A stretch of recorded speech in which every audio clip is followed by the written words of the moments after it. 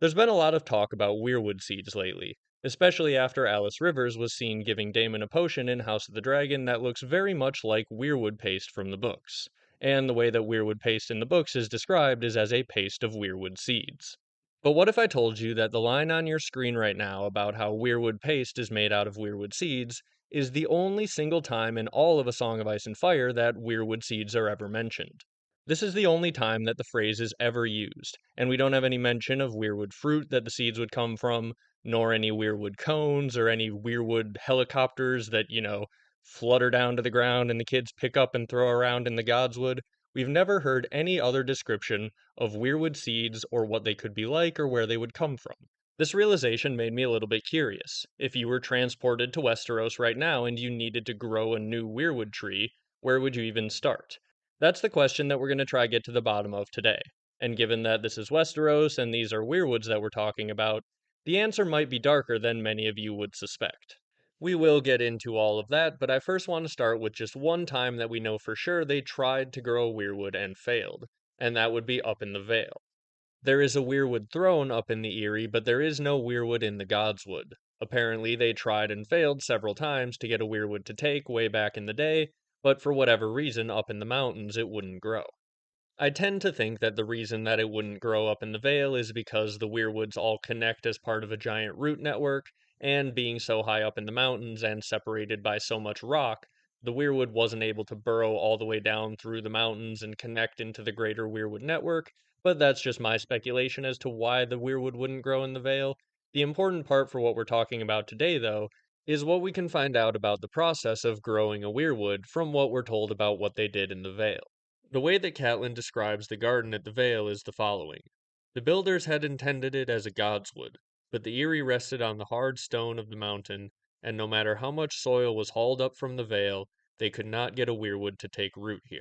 To me, this doesn't sound like they're using weirwood seeds. It sounds like they're taking a young weirwood that they've found already growing, or a sapling or something like that, and they're trying to move it up to the Eyrie from the Vale in the same way that they're doing with all of the soil.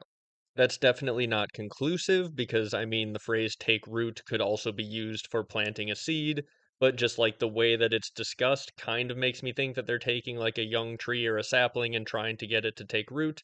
But let me know what you think of that interpretation down in the comments. The point is that unfortunately we don't have any really firm details about this process that they were using to try and plant this weirwood. And since we already checked A Search of Ice and Fire and we know that the only time weirwood seeds are mentioned is when Leaf is claiming that's what the paste is made out of, let's look for the other thing that we just thought of, weirwood saplings. Are there any weirwood saplings that are ever mentioned, growing out in the forest or anything like that? Well, it turns out that the only mention of a weirwood sapling that we have in the entire story comes from a dream that John has, and the weirwood sapling turns out to be Bran. This is like the dream form that Bran takes on to communicate with John, in a similar way to someone using the three-eyed crow form to communicate with Bran in his dreams. So, weirdly enough, the only weirwood sapling that we see in the entire story is Bran. We see a skinny slantwise weirwood at the Night Fort growing up out of the floor of the kitchens that could be a young weirwood, but if you've seen my video on how the wall was built, I think that that's actually just a branch coming off of a larger weirwood organism. There is also another passage where we see a young weirwood mentioned that feels like it's pretty relevant to this theory and also feels like some very good foreshadowing to my theory on how the wall was built. I assume most of you have seen that. If not, it'll be in one of the end cards of this video. But this line is one of those that isn't in that video, but if I was remaking that video now today, it would be. There are a lot of passages in these books that I've found since making that theory that also seem like they foreshadow the theory, and this is one of them, and it happens to be about a young weirwood. So this comes when Brienne is traveling with someone named Nimble Dick Crab, and they're going to visit his ancestral home of the Whispers, which is now a ruined castle. The legend around the Whispers is that the guy who lived there had a wife who was a woods witch, and that he would cut off the heads of whoever he slayed in battle, and he would bring them back to his woods witch of a wife, who would give them a kiss, which would return them to life, and then they would like sit on his desk and whisper advice to him. So that's why it's called the Whispers. It's also because the cliffs and the waves make a whispering sound, but, the legend about the heads is cooler. So this is how it goes when Brienne is entering the ruins of the castle at the Whispers. The bailey opened up before her, overgrown. To her left was the main gate and the collapsed shell of what might have been a stable. Saplings were poking out of the half stalls and growing up through the dry brown thatch roof. To her right she saw rotted wooden steps, descending into a darkness of a dungeon or a root cellar. Where the keep had been was a pile of collapsed stones, overgrown with green and purple moss. The yard was all weeds and pine needles. Soldier pines were everywhere, drawn up in solemn ranks. In their midst was a pale stranger, a slender young weirwood, with a trunk as white as a cloistered maid. Dark red leaves sprouted from its reaching branches. Beyond was the emptiness of sky and sea where the wall had collapsed, and the remnants of a fire. So to me, the imagery there of a weirwood growing up in the middle of a collapsed wall is potentially some foreshadowing to the idea that if the wall were to fall, there might be some weirwoods inside of it, but that's just me, and you'll have to let me know what you think of that also down in the comments there. But the reason that I bring it up today is because this one result from a Feast for Crows chapter from Brienne is the only thing that comes up when you search for young weirwood on a search of Ice and Fire. So we've basically seen now all of the passages that I could find searching for things like young weirwood, weirwood sapling, weirwood seeds, weirwood fruit, anything that might be relevant to the idea of growing a weirwood. Which means now it's time to talk about some of the speculation that many fans have about the idea of those weirwood seeds we mentioned at the beginning of the video. As I'm sure many of you watching will know, it is often speculated that that paste that Bran is eating is actually made of Jojen. This is called the Jojen paste theory, and it's one of those theories that is definitely really well supported by the text, and I wouldn't be at all surprised if it ends up being true. But okay, so if the paste is made of Jojen, and then Leaf says it's made of weirwood seeds, she must be lying and saying that it's weirwood seeds so that Bran will actually eat it, because he probably wouldn't if he knew it was Jojen. And so that means we don't actually have any references to real weirwood seeds at all, because the one reference we do have to them is a lie. Except for what if it's not? What if it's like a twisting of the truth? What if weirwood seeds are actually just sacrificed people? We know that people are sacrificed to weirwood trees. We know that the weirwood trees drink in the blood. And so, if we were to find out that making a sacrifice of a human in order to plant a new weirwood is actually an important part of the process, I don't think it would be that surprising, and actually, it's kind of well backed up by the text. Now, we actually get what I think is some of the best textual support for this idea right after Bran eats the weirwood paste. He has a bunch of visions from the point of view of the Winterfell Godswood's heart tree, and they're descending like back into deeper time. He sees a bunch of trees like growing in reverse, turning into saplings, then being replaced by other trees, things like that. So it's going back in time, and each vision is older than the one before it. The very last vision that Bran sees, which many people have speculated is like the ritual that awakened the weirwood tree in the first place, is someone being sacrificed directly to the tree. And the final lines of Bran's last chapter are Bran Stark could taste the blood. So it remains to be seen exactly what George is hinting at with this vision, and we might have to wait for Winds of Winter and Bran to return from his crazy trip and talk about it with Bloodraven in order to get some more answers. But one very reasonable reading of this is, as I said, this was some sort of ritual that sort of awakened the weirwood in the first place. If this is indeed the oldest memory from that specific weirwood, and what we see is a sacrifice being made, that kinda tracks pretty well with the idea that planting a weirwood involves a sacrifice. We also have the fact that a bit earlier in the vision, Bran does describe the tree that he's viewing the events from as growing smaller and smaller with each vision, so it does also make sense to me that what George could be saying with this last vision is that this is the youngest point of the weirwood. Let me know if you have a different take on that or if you agree down in the comments. Another thing that sort of gives, in my opinion, little hints towards this idea that potentially humans are involved in some way in the creation of a weirwood is obviously the fact that they have faces carved into them. We know that, for example, when Starks die, they carve their own likeness into a stone statue and then they're buried there, and then the idea is sort of that their spirit goes into that stone statue with their likeness.